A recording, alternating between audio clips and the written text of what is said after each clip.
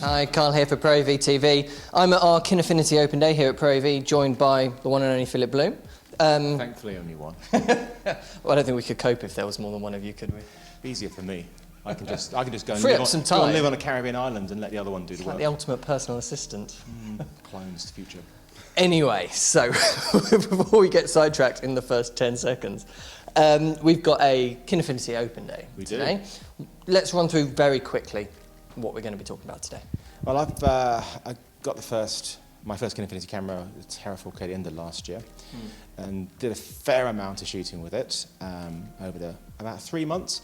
Put together a 55-minute review, really getting to know the camera, and loved what I was getting with it. It's such a cheap cinema camera.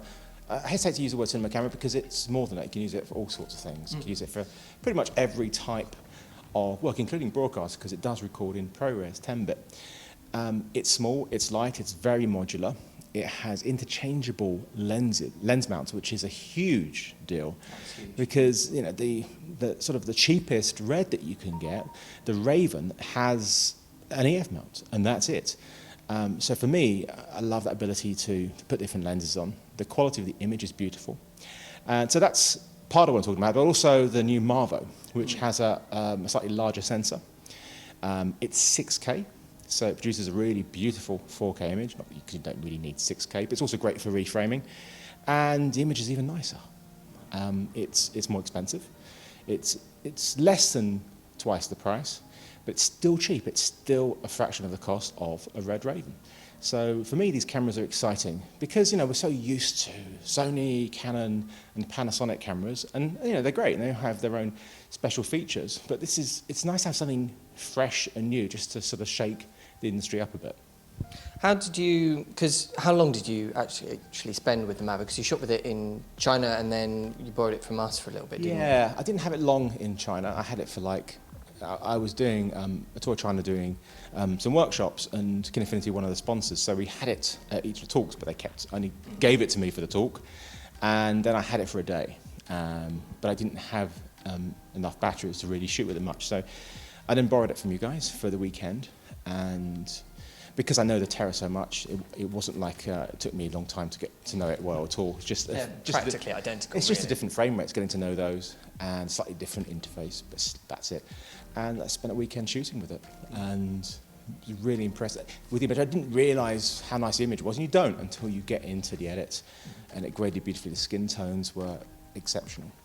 What have you noticed as some of the differences between, because I've been doing quite a bit of shooting with them as well, and I agree, I really do prefer the Mavo image, but the Terra's got its own strengths as well. It's quite interesting that the Mavo isn't just its bigger brother and it's better in all areas. What are some of the differences between them, do you think? Yeah, I mean, it's got better sensitivity, probably by about 2 stops. That's the Terra? That's the Terra 4K, yeah. And it also does do, well, they have very similar frame rates if you crop things, but it is still slightly higher in the Terra 4K. And for me, I do love my ability to shoot in a slower motion. And also, the Mavo's still new, so it doesn't have all of the firmware yet in there. You can shoot at the moment with the Terra 4K with the new firmware in Cinema DNG, 3 different formats of compression. That will come to the Mavo soon, but we have it in there.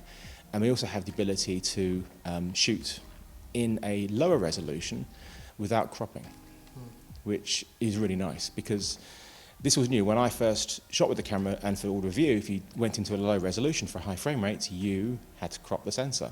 Now you have the ability to keep the whole field of view as well. So downsampling, particularly once you get up to the 3rd camera in their lineup, the Mavo LF, once we start being able to play with that, being able to use a full frame and then have it at either 6K or 4K or 2K with that same full horizontal width is going to be a big deal. Yeah, I mean the full frame, the LF is, you call it large format, technically it's full frame, it's not really large format. If we had a large format, true large format video camera, then God, that would be enormous, wouldn't it? It'd be amazing.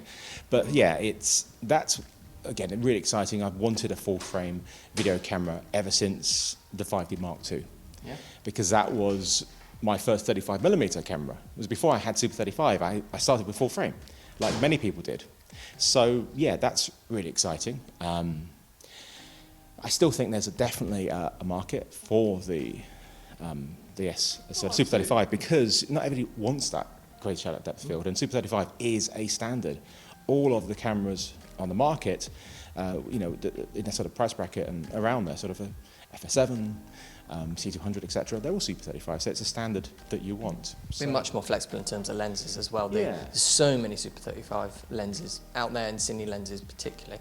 So. Yeah. I want full frame, and with the Kine Enhancer, which is like a speed booster on the Super 35 one, you can get the field of view of full frame, much like you can on the FS7 with a speed booster. And if you put that Kine Enhancer on the Terra 4K, because right now it's about 1.85 times crop, so it's called sub Super 35, you can get an APS-H 1.3 times crop, which is the same as a Canon 1DX Mark II, so it's pretty good. Okay, so I guess we should probably get some people in. Thanks so much. Are they waiting? Yeah, we probably should.